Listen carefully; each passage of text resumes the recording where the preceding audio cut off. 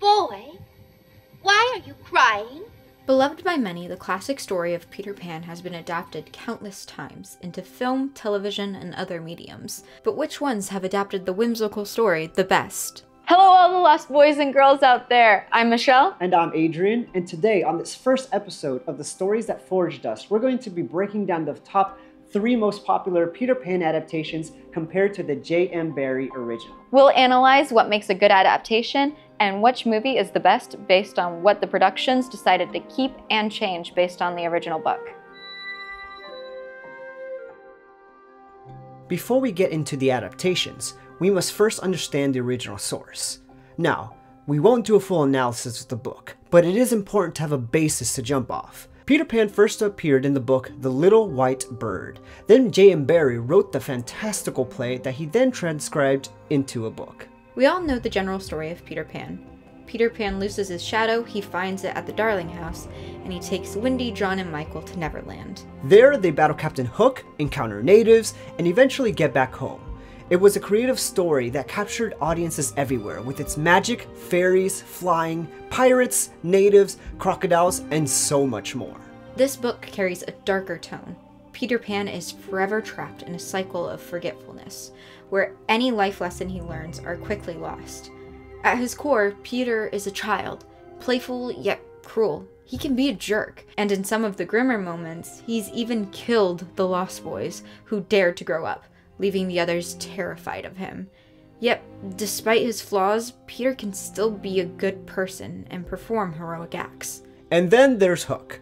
Sure, we might sympathize with a man driven mad by a boy who cut off his arm, but let's be clear, Hook is no hero. He is a ruthless pirate, unhesitant in slaughtering the natives in a bloodbath. But don't let these darker moments fool you. At its heart, it still is a story about youth, whimsy, and the bittersweet journey of growing up.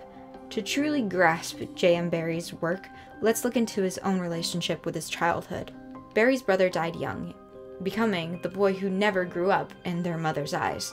And Barrie's older sister, Mary Ann, played a Wendy-like role in his life. This deep personal connection is woven into the fabric of the story, and it's no wonder that people still feel the magic of Neverland to this day.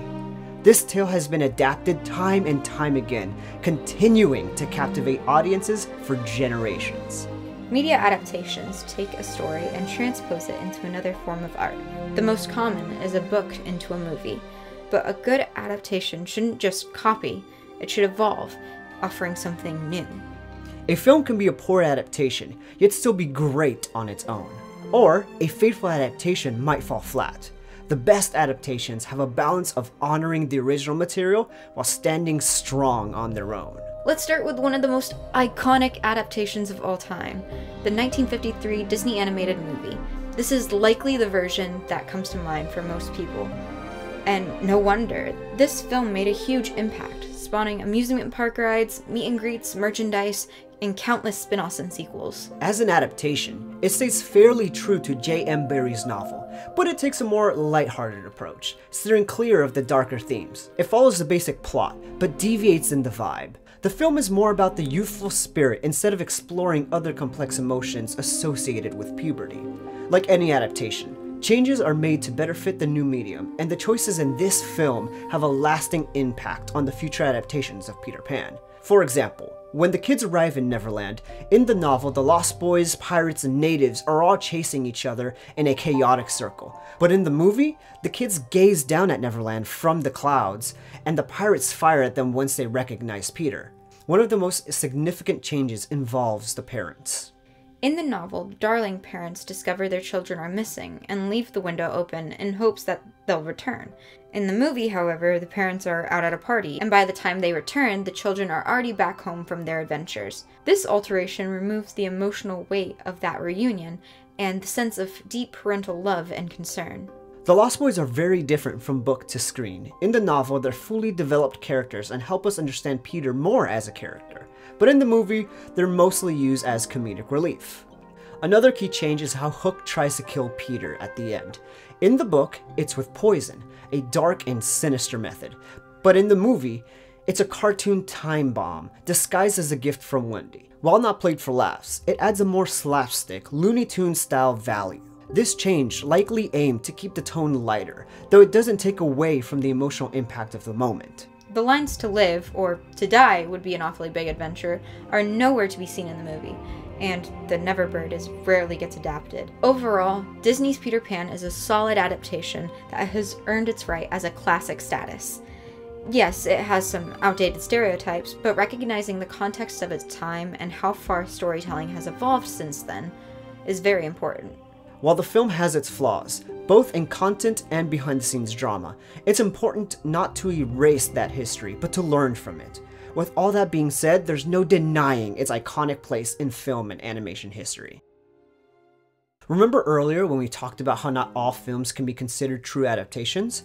Hook is a perfect example. It is a spiritual sequel capturing the essence and incorporating elements from the book, but not being a chapter-for-chapter recreation. Hook is a truly magnificent film. Robin Williams and Dustin Hoffman deliver larger-than-life performances. Robin is electric and embodies the goofy, charming, and mischievous Peter Pan so perfectly. We all miss him dearly. You have to become Peter Pan. Snap! Hum! This is, the beginning. And it's like an exorcism. He has to kind of get back and bring out this little boy that he's buried for 20-some-odd years. The film features stunning sets that add to its enchantment that mimic a stage, and for those that didn't know, it was originally envisioned as a musical, but it was later scrapped in favor of a more straightforward approach. Even Steven Spielberg admitted that he should have kept it as a musical. Despite that, the mesmerizing soundtrack from John Williams sweeps and soars and is a triumph. Since Hook isn't a direct adaptation, it has a different core theme. Instead of focusing on growing up and puberty, it centers on fatherhood and a father rediscovering his youthful spirit to help him reconnect with his son and become a better parent. The imaginary food scene in the film is inspired by the book. Instead of having a darker undertone that symbolizes a children's compliance as to not anger Peter, in the movie it represents Peter regaining his youthful magic. It showcases the power of belief. When the children believe in crazy delicious food, it becomes real. The film also echoes the book's closing moments, where Wendy grows up and Peter takes her daughter, Jane, to Neverland. When Wendy says, "Your adventures are over." Oh no. To live. To live will be an awfully big adventure. Beautifully resonates in the film, where it is used to signal a new beginning. I tear up every time. This triumphant call to adventure contrasts sharply with the book, where Peter utters those words as a final stand, believing he is about to die. The Lost Boys are also changed in the film and have their own individual personalities. Overall, this is a creative reinterpretation of a classic tale that I feel needs to be mentioned in this list. It's full of fun, and it's just an incredible and amazing movie. It was a blast. I start to think about it, and I get like, my eyes get like, and I get that, it's legalized mayhem. 2003's Peter Pan is nothing short of a masterpiece, both as a film and as an adaptation. It fundamentally understands the core of the book, yet changes and adapts ideas and themes of the book. It enhances the source and explores it in ways that feel fresh. The plot stays relatively true to the book, but the changes they make are intentional and serve to deepen the exploration of its themes. Wendy's motivations and personal growth are far more explicit in the movie, as she actively pursues her desires and navigates her emotions. Wendy is the vessel for delving into complexities of growth and puberty. She experiences new, confusing emotions and hopes to navigate them with Peter, but Peter's refusal to grow up means that he can't, or won't, confront those feelings, leaving Wendy to grapple with them on her own. Mrs. Darling and Aunt Millicent represent two different paths Wendy's future could take. Aunt Millicent, a character created for the film, embodies society's expectations of growing up, putting away childish things and conforming to social norms of success. But that's not what Wendy wants.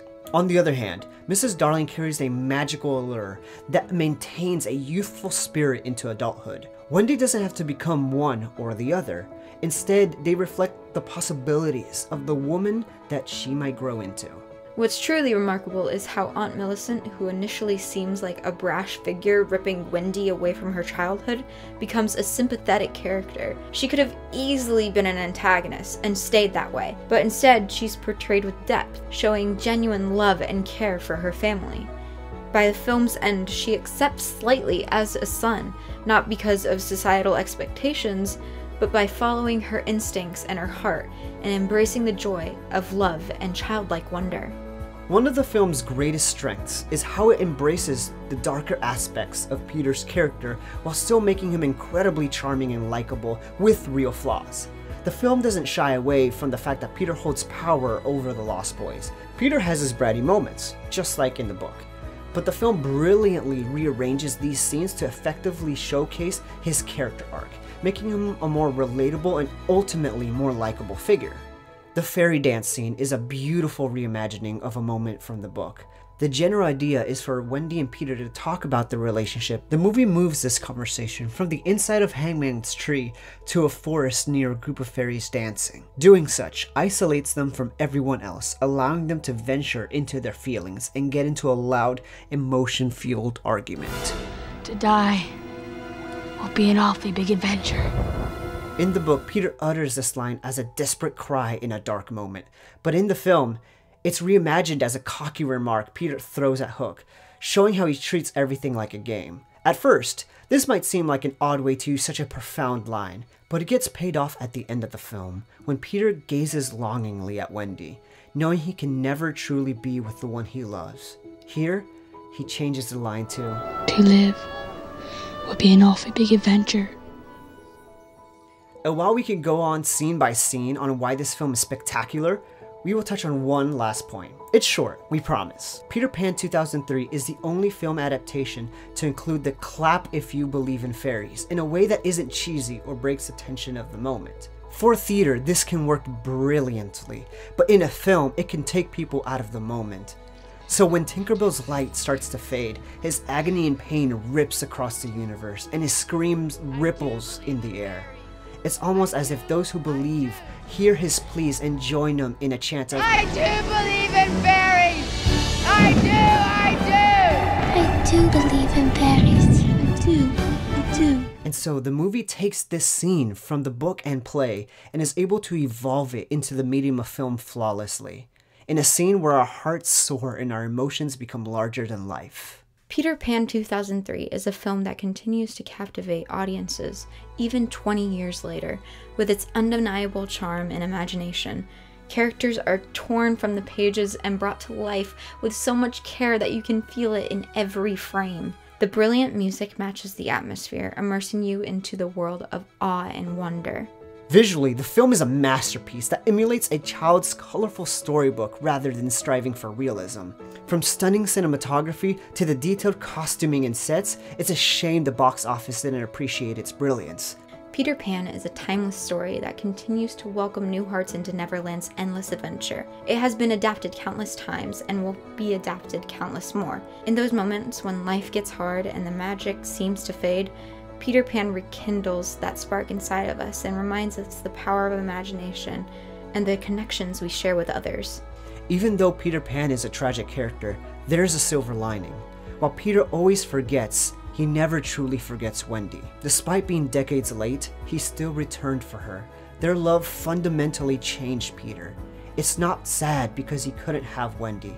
It's joyful because he got to experience that love, even if only for a moment. And perhaps, the most powerful magic of all is love. A power that changes lives, all because there was a boy who never grew up.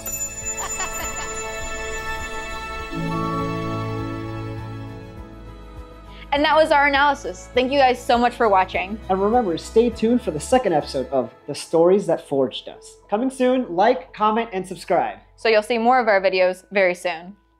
Bye. Thank you.